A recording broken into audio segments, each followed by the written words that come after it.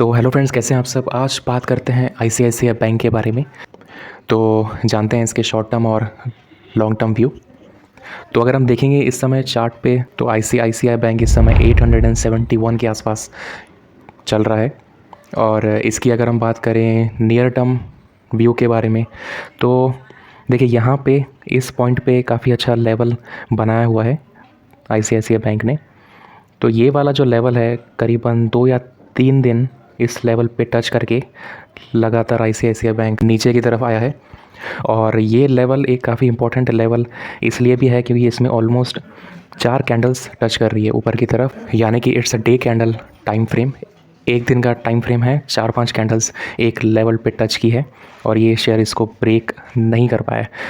तो ये लेवल है अराउंड 883 का। अगर इसको ब्रेक कर देता है या फिर इसके ऊपर एक 1 डे का कैंडल क्लोज कर देता है, candle close is very important because जहाँ से कैंडल स्टार्ट होती है तो हमको ये कंफर्मेशन नहीं होता है कि ये इसके ऊपर सस्टेन कर सकती है या नहीं। ये भी हो सकता है कि कैंडल यहाँ से उठ रही है और डे के एंड होते होते फिर से इसके नीचे फॉल हो गई और यहाँ पे कैंडल क्लोज हो गई। तो हमने अगर यहाँ पे ट्रेड ले लिया तो हम ट्रैप हो सकते हैं। तो always wait for the closing of the candle. So इसमें अगर हम देखेंगे करंट लेवल है 883 का।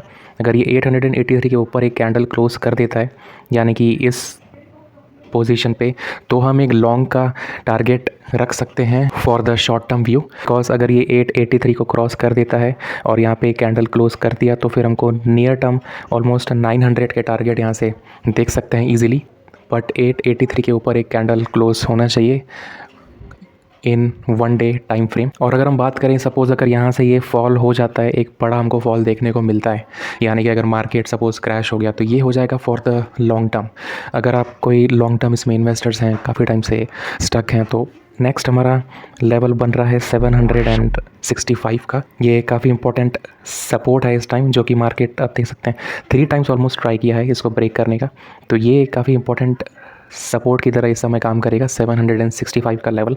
तो अगर मान लो यहाँ से अगर नीचे की तरफ फॉल हो जाता है मार्केट, तो 765 का एक सपोर्ट है यहाँ पे, और 765 को टच करते ही फिर से ऊपर की तरफ जा सकता है। This is all for the long term investors. जो कि लॉन्ग टर्म इन्वेस्टर्स हैं, ये उनके लिए हो सकता है कि अगर यहाँ से फॉल कर जाता है तो आप 765 का वेट कर सकते हैं, जो कि काफ़ी इंपॉर्टेंट।